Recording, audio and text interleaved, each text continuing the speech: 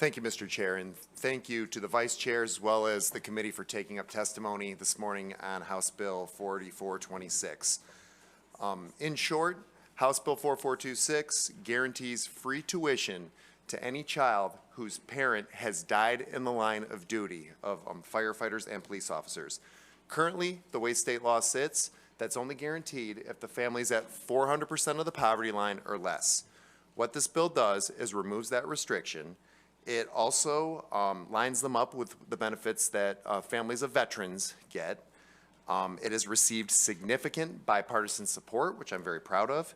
It also gives our police officers and firefighters a peace of mind and knows that if the ultimate worst case scenario happens, the state's taking care of their families. I'm going to welcome any questions you have. I also, if you would like to turn it over to my guests first, we can do that as well. Thank you, Mr. Chair.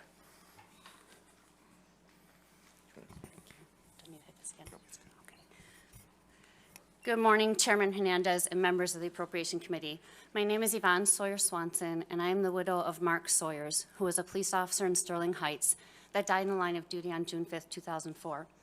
Thank you for giving me the opportunity today to tell our story and to tell you why House Bill 4426 is so important to us. Mark began his law enforcement career serving and protecting in Detroit for over 3 years.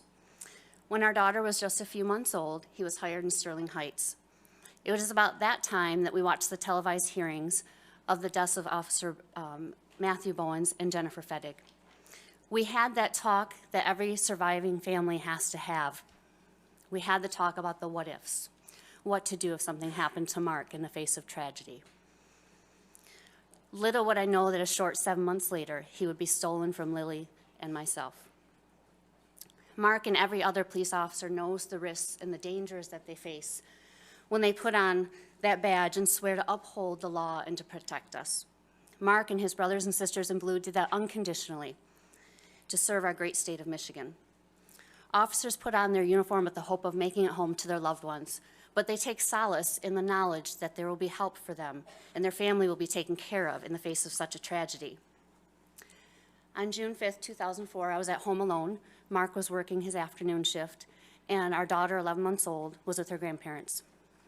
At 10:30 at night, I heard loud knocking at our door. There were 2 uniformed police officers there, and I was confused at first, but they took me to the hospital, and they told me that Mark had been involved in an incident.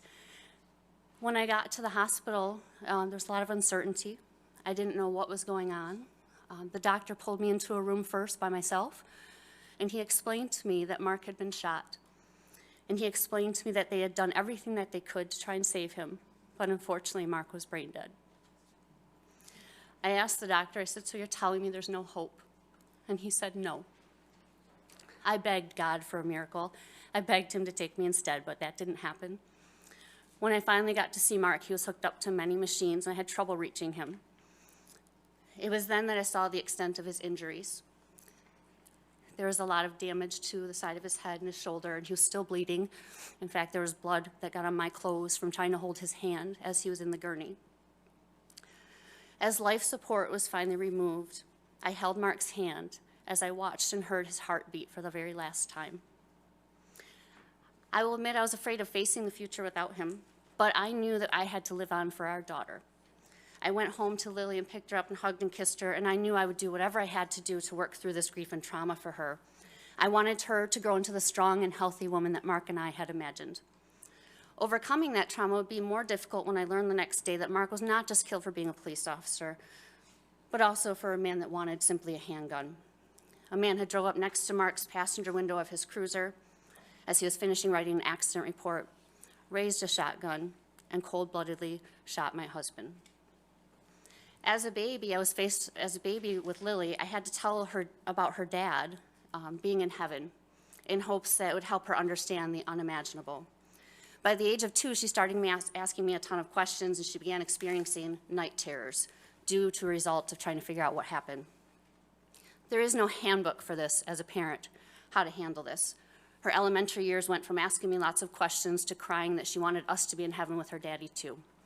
In junior high, she started learning about current events, and she learned about other police officers that died in line of duty, and that led to breakdowns. By high school, she entered therapy to deal with the symptoms of PTSD directly surrounding her father's death. Mark died over 15 years ago, but the childhood effects of trauma are lifelong. Despite all Lily has had to overcome, she has persevered, and she excels in her academics, she works, and she has dreams as big as her father's were for her. Mark's death was followed by a whirlwind of paperwork and information that we had to try to process. At that time, I was told that there was a Michigan law that assured Lily's college tuition would be paid. In the time of instability and uncertainty, it provided a background for us to know that there was a future forward for her. I had to work part-time at the time to support Lily as I found my new footing as a single mother. I met my now husband, Matt, when Lily was 4, and getting remarried was a healthy step forward in my life, a step that Mark and I had actually discussed in that what-if conversation. I believe that Lily could only benefit from seeing a healthy relationship and getting the unconditional love of her stepfather. He has brought laughter and love to our lives and enriched it in so many ways. I never thought that I would be penalized for my decision to honor Mark's wishes for Lily and I. Many years after remarrying, I learned that Lily would be ineligible for the Police and Survivors tuition grant because of my change in life situation. The choices I made did not erase Lily's trauma, nor does it for any other child who has lost a parent in the line of duty. Every child who loses a parent in the line of duty faces tremendous hurdles, and amassing college debt should not be another one that they have, for they have already paid the greatest debt there is. The intent of this bill is to provide hope for survivors so we can move forward in the face of unthinkable loss. Limiting this benefit tells some surviving spouses and their children that their loss is less than, and that a widow is only a widow if they and their children do not have another spouse or full-time employment. It is unjustifiable to ask widows and children to sacrifice a new normal in their life when they have sacrificed enough. Lily has forever lost her dad, and now she will lose her tuition assistance. We must honor the sacrifice that Mark made and that Lily endures, and that all other surviving children of fallen first responders have made. We must answer that uncertainty of a loved one with the certainty of a father's promise, the promise of a future that Mark cannot share with her, but that his ultimate sacrifice will provide for her. When Lily was born, I remember Mark touched her little hands and feet, and he said to me, "It is amazing that I will live on forever in her." I ask you today to make Mark's legacy one of hope and good in the world. I ask you to honor the legacies of all fallen first responders in service to the state of Michigan. Honor them by keeping the promise made to their children through an unconditional college tuition grant. First responders like Mark live and die by an unconditional oath, and it is time we repay that debt unconditionally. Thank you.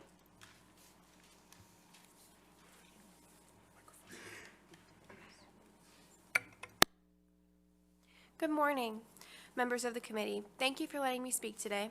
My name is Lily Sawyers, and I'm from Washington, Michigan. Today, I'd like to tell you about myself and how I lost my father in the line of duty.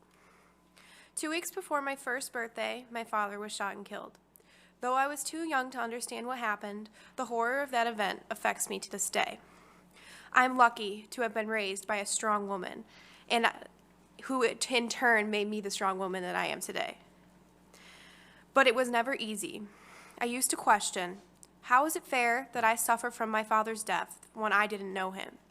I saw all my family, all the people that he touched when he was alive, and I felt jealousy. I would never know my own father. Not knowing him was one thing, but because of his death, I didn't know myself either. Ever since I was a little girl, I've had a very strong-willed personality, but my lawyer-like outlook on everything isn't unique to myself. My father was like that too. I was always told how much we looked alike, how much we act alike, and how it was a great reminder of him. I'm sure to many of my relatives, it helps them grieve a lot. But for me, it only made me question who I was even more. The question that doomed on me was always, does my family love me for me or just who I remind them of? That question, along with all the other questions I had about my dad, caused me to become depressed. I struggled for years, and I still struggle sometimes, knowing I have so many questions that can't be answered. But through all the comparisons, the questions, and grief, I found something uniquely me. Horses. I was 4 years old when I started riding. At 14, I met my heart horse, Winston. That was when I knew that what I wanted to do with my life.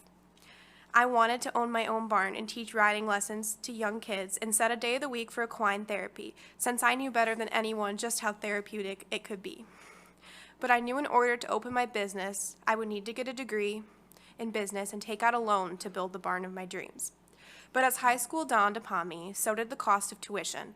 In 8th grade, I tested into the Utica Academy for International Studies and decided to attend the program for the next 4 years in hopes it would help me to get a scholarship. This year, I'm required to write a 4,000-word essay, get 150 hours of creativity, activity, and service, and excel in 8 IB courses. The program is rigorous, but statistically, the average graduate from UIS only receives $10,000 in scholarships. As I look into colleges, I've realized that paying off a bank loan and a student loan that I'd have to take out would put me in debt for the rest of my life, and I could not financially follow my dream. So now I think that maybe I could go into a different career field, but even then, student loans wouldn't allow me to do so. I will not be able to live my passion with student loans, let alone start my own business. But you can help me, and others like me. If this bill gets passed, I am not the only child in this situation. Though my passions are unique to myself, other kids like me have passions of their own as well, things they strive for that this bill could help them achieve. We already gave the ultimate sacrifice of losing a parent, but we shouldn't have to sacrifice our dreams too.